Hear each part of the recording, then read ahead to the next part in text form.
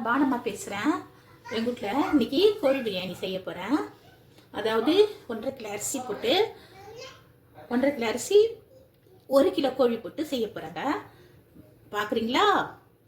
இங்கே பாருங்க, பட்டை போட்டுக்கினேன்,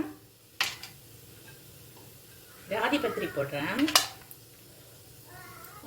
இதை பாருங்க இந்த ஸ்டார் பூ போடுறேன், கல்பாசி போடுறேன், கிராம்பு போடுறேன், அரோட்டி முக்குன்னு சொல்லுவாங்க, ஆனால் எனக்கு பேர் தெரியல, போடுறேன். அதுக்கப்புறம் பாருங்க வெங்காயம், பெரிய வெங்காயமா ஒரு 5 வெங்காயம் சீவி வச்சுக்கிட்டேன். நான் எண்ணெய் சொல்ல உங்ககிட்ட மறந்துட்டேன். ஒரு 200 கிராம் எண்ணெய் ஊற்றினேன்.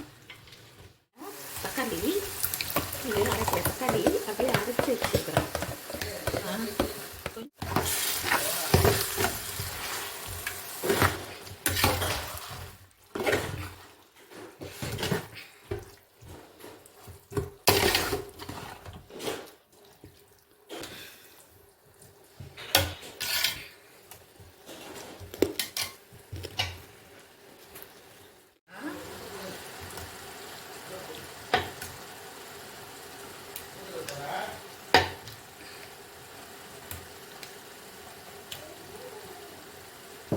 இந்த டீஸ்பூனால 7 போட்டுக்கணும்.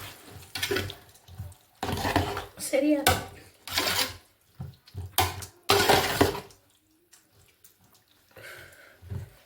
பாருங்க, பாருங்க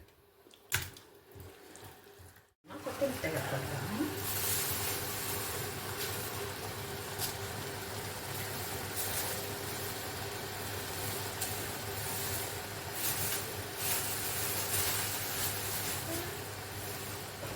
புதினா தழையை போட்டணும். கொத்தமல்லி புதினா 2 போட்டணும்.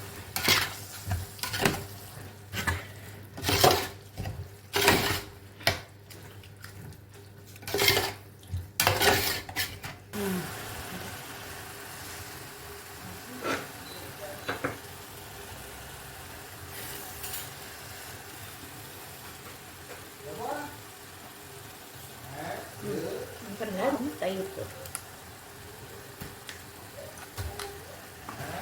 தயிர் கொஞ்சம் கம்மியாக போட்டுட்டேன். தயிர் கம்மியாக போட்டிருக்கிறேன், 125 கிராமு.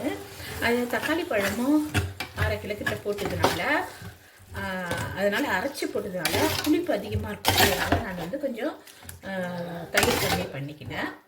கொஞ்சோண்டு எலுமிச்சை பழம் கொஞ்சம் ஊற்றிக்குவேன். ஊற்றும்போது நான் உங்கள்கிட்ட காமிக்கிறேன்.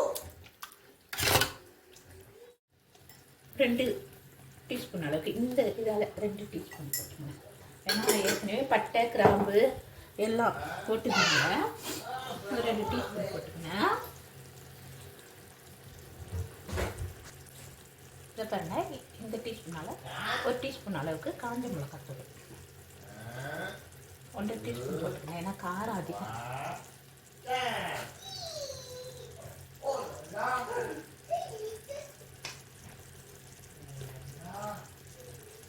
பாருங்க 1/2 டீஸ்பூன் அளவுக்கு போட்டுக்கணும்.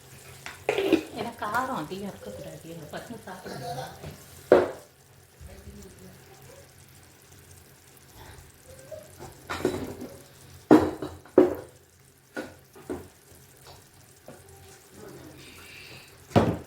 தனியாத்தூள் போடுறதா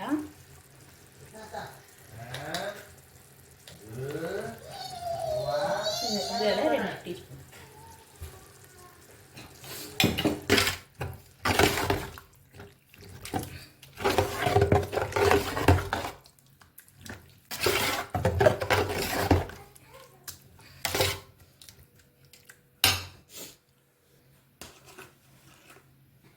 மஞ்சள்தூள் ஒரு சின்ன டீஸ்பூன்.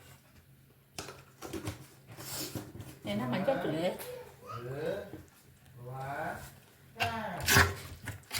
அதிகம் திட்டமான அளவு. இந்த பாருங்க,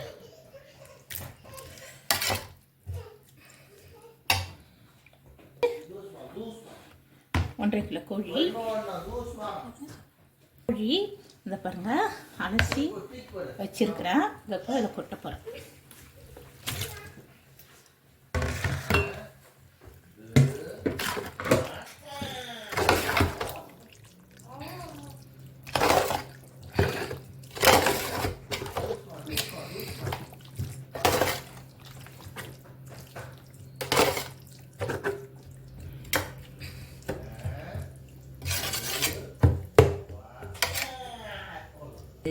இப்போ எலுமிச்சம்பழம் மட்டும் அதிகமாகிடும் சொல்லவா. தக்காளி போட்டதுனாலையும் தயிர் ஒரு அதான் 125 கிராம் போட்டுது, 1/2 கிலோ தக்காளி போட்டதுனால கொஞ்சம் புளிப்பு இருக்குது. அதனால் நான் வந்து எலுமிச்சம்பழம் போடலை. எலுமிச்சம்பழம் போட்டால் இன்னும் அதிகமாக புளிப்பாயிடும், அதனால் போடலை. சவால்லாம் சரியாகுது. உப்பு போடப்பட்டால்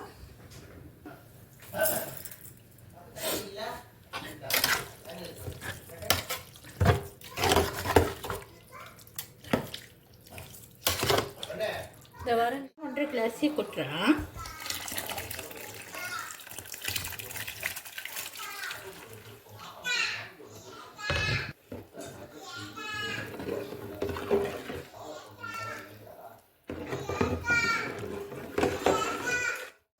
பாருங்கம்மா, அரிசி போட்டேன்.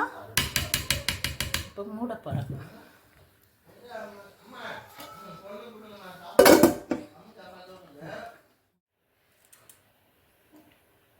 அப்புறமா அரிசி போட்ட பிறகு கொஞ்சம் உப்பு போடுறோம்.